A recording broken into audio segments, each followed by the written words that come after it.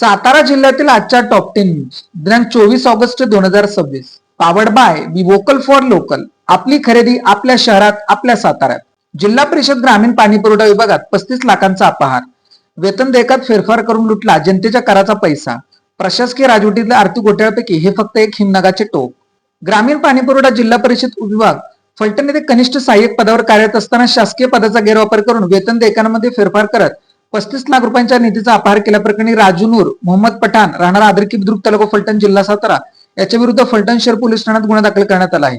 जून 2023 ते मार्च 2026 या कालावधीत पठाण हा कनिष्ठ सहाय्यक पदावर कार्यरत होता. या काळात त्याने शासकीय पदाचा गैरवापर करून बनावट कागदपत्रे तयार केल्याचा आरोप आहे. घडलेल्या प्रकारात प्रशासकीय राजवटीतील आर्थिक घोटाळ्यापैकी फक्त एक हिमनगाचे टोक आहे. येणाऱ्या काळात आणखी अनेक आर्थिक घोटाळे उघडकीस येणार आहेत. लिपिक परीक्षा प्रकरणी उमेदवार न्यायालयात 16 ऑगस्ट रोजी झालेली परीक्षा पुन्हा घ्यावी अशी केली मागणी. लिपिक पदाच्या कौशल्य चाचणीच्या झालेल्या परीक्षेमध्ये अनेक ठिकाणी गोंधळाचे वातावरण झाले होते. त्यामुळे 16 ऑगस्ट रोजी झालेली परीक्षा पुन्हा घ्यावी यासह इतर मागणीसाठी साताऱ्यातून उमेदवार जिल्हा न्यायालयात गेले तसे निवेदन दिले. दिलेल्या उमेदवार निवेदनामध्ये म्हटले आहे की नुकतीच लिपिक पदासाठी मुंबई उच्च न्यायालयामार्फत परीक्षा घेण्यात आली. मात्र या परीक्षेत अनेक तांत्रिक अडचण व गैरसोयींचा सामना उमेदवारांना करावा लागला. परीक्षेवेळी सर्व्हर डाऊन, आपोआप लॉग आउट होणे, लॉग इन करण्यास अडचण, संगणकाचे कीपॅड देखील सुरक्षित नव्हते, प्रश्नांचा फॉन्ट साईज स्पष्ट दिसत नव्हता, त्यामुळे परीक्षा सुरळीतपणे देता आली नाही. सातारा जिल्ह्यात अनेक उमेदवारांनी ही परीक्षा दिल्यानंतर ही परीक्षा पुन्हा घ्यावी ही भावना उमेदवारांमध्ये झाली आहे. साखरेचा दर वाढल्याने एफआरपी अधिक 1000 रुपये द्या, रयत क्रांतीची मागणी. रक्षाबंधनपूर्वी वाढीव रक्कम खात्यावर जमा करण्याचे आवाहन.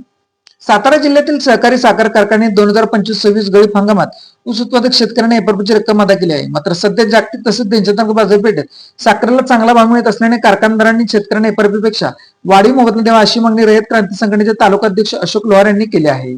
मावशीत घरफोडी, 74,000चे दागिने लंपास, लोखंडी कपाटातील दागिने गायब, अज्ञात चोरट्याविरुद्ध पाटण पोलिसात गुन्हा. मावशी तालुका पाटण येथे राहत्या घरात प्रवेश करून अज्ञात चोरट्यांनी लोखंडी कपाटातील प्लास्टिकच्या डब्यात ठेवलेले तब्बल 74,000 रुपये किमतीचे सोन्याचे दागिने चोरून नेल्याची घटना उघडकीस आली आहे. या प्रकरणी आशा आनंदा घाडगे यांनी पाटण पोलीस ठाण्यात तक्रार दिली आहे. अज्ञात चोरट्यावर चोरीचा गुन्हा दाखल करण्यात आला आहे. काळगाव टाकेवाडीत बिबट्याचा तांडव, 3 गाभण शेळ्यांसह 4 ठार, 2 बेपत्ता, 1 गंभीर. ज्या शेळ्या बकरींच्या भरोश्यावर रोजची चूल पेटत होती आणि ज्यांच्यासाठी दिवस रात्र घाम गाळला होता त्या शेळ्यांच्या रक्ताने माखलेला गोटा आणि तडफडून झालेला अंत पाहून एक कष्टकरी शेतकऱ्याचे काळी स्थिती तुटले. काळगाव येथील टाकेवाडीमधील बाळू डाकवे हवालदिल शेतकऱ्याच्या कुटुंबावर बिबट्याने असा काही गाळा घातला की क्षणात त्याच्या आयुष्याची राखरांगोळी झाली. बिबट्याच्या हल्ल्यात 3 गाभण शेळ्यांसह 4 शेळ्या ठार झाल्या तर 2 बेपत्ता असून 1 जण गंभीर आहे. योग्य काही मिनिटात बिबट्याने या प्राणघातक हल्ल्यात कुटुंबाचे 1.5 ते 2 लाखांचे भरून येणारे नुकसान झाले. एरळवाडी धरणातील पाणी साठ्यात मोठी घट, खटाव तालुक्यातील पर्जन्य गतवर्षी तुलनेत निम्म्याहून कमी. पावसाळ्याच्या निम्म्याहून नदी कालावधी उलटून गेला असतानाही खटाव तालुक्यातील येरळ नदीला यंदा अद्याप पूर आलेला नाही. तालुक्याचा महत्वाचा दिवसात असलेल्या एरळवाडी धरणातील पाणीसाठ्यात गतवर्षी तुलनेत झालेली मोठी घट आणि तालुक्यातील पर्जन्यमानातील लक्षणीय तफावत त्यामुळे यंदाच्या पावसाळ्यात तिची स्पष्ट होत आहे. पांगरी तालुका मान येथे शिक्षण विभागाच्या विरोधात आंदोलनाचा इशारा.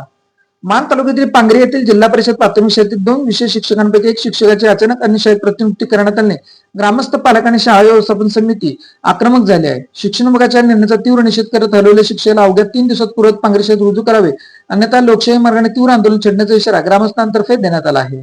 रेवडी तालुका कोरेगाव येथे गॅसच्या भडक्यानंतर महिलेचा उपचारादरम्यान मृत्यू.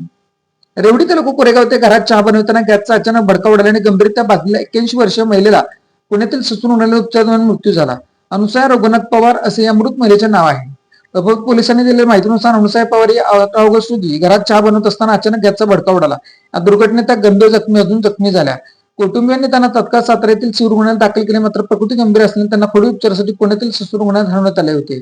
या उपचारादरम्यान त्यांचा मृत्यू झाला. लोणंद परिसरात दिवसाढवळ्या बंद फ्लॅट फोडला, सोन्या चांदीच्या दागिन्यांसह पावत्या लंपास.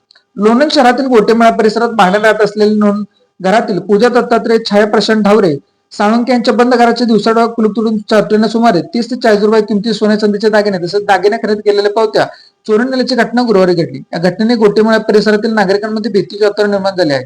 या घटनेची नोंद लोणंद पोलिसात झाल्याचे समजते. पाचगणी महाबळेश्वर रस्त्यावर केमिकलमुळे होत आहेत अपघात, निलेश गोळे. गुन्हा दाखल करण्याची मागणी.